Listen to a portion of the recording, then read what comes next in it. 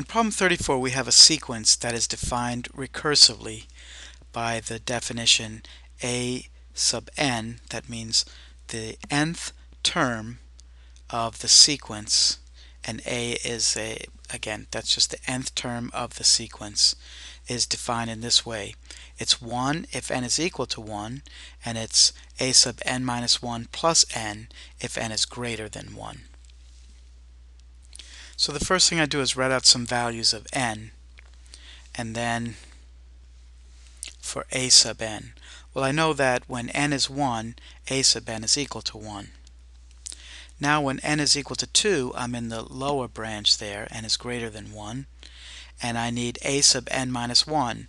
Well, n is 2, and n minus 1 would be 1, so I want a sub 1, and then I want to add to that n. So since n is 2, a sub 1 is 1, my sum will be 3. And I've written that out. So when n is equal to 2, then n minus 1 is equal to 1, and a sub n minus 1, which is a sub 1, or 2 minus 1, which is a sub 1, is equal to 1. Then a sub 1 plus n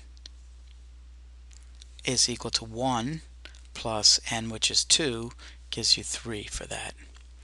Alright, so when n is equal to 3 now, then n minus 1 is equal to 2, and a sub n minus 1 is equal to a sub 2, which above is 3, and so a sub n minus 1 plus n, which is the definition of a sub n, so a sub n minus 1 plus n is a sub 2 plus 3, which is 3 plus 3, which is 6. And so there are a number of ways of looking at this, but we added the previous a sub number for a sub n minus 1 to the new value of n, and we got 6. So we added 3 plus 3 to get 6. Before that we added 2 plus 1 to get 3, which means that the next number we're going to be adding 4 and 6 to get 10, and then 5 and 10 to get 15. So this is a special sequence of numbers. It turns out that 1 is just 1, but 3 is 1 plus 2, and 6 is 1 plus 2 plus 3, and 10 is 1 plus 2 plus 3 plus 4, etc. And so what we have here is a sub n is the sum of the first n numbers. And some people might know that that is the formula n times n plus 1 over 2.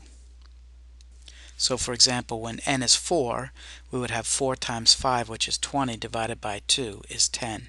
When n is 3, we'd have 3 times 4, which is 12, divided by 2, which is 6, and we'd get that. So if you didn't know that, then you could just plug in, basically, once you see the pattern developing there. Another way we analyze sequences is by looking for finite differences. So from 1 to 3 we went up by 2, 3 to 6 we went up by 3, 6 to 10 we went up by 4, 10 to 15 we went up by 5.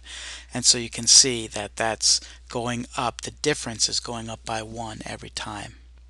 So there's a number of different ways that you could have come about getting the sequence itself. And then all you'd have to do is, if you weren't sure what the formula was, then you could test out the different ones. So is it n minus 1 times n? When n is 3, that would be n minus 1 would be 2, times 3 would be 6, divided by 3, but by 2, sorry, would give you 3. And when we have n equals 3, we want 6. So a sub 3 is 3, not 6. The second one, n plus 1, if n was 3, then 3 plus 1 would be 4, divided by 2 would be 2. And that's also not correct. The next one, 3 times 4, 12, divided by 2 would be 6, and that is a correct value. The final one would be n squared, which is 9, minus the quantity n minus 1, which would be 2, times n plus 1, which would be 4. 2 times 4 is 8. 9 minus 8 would be 1. And so that would give a sub 3 is 1. Now the previous one I wrote a sub 4 was 6. I really should have written a sub 3 is equal to 6. And so only C is the proper answer. And that does it for problem 34.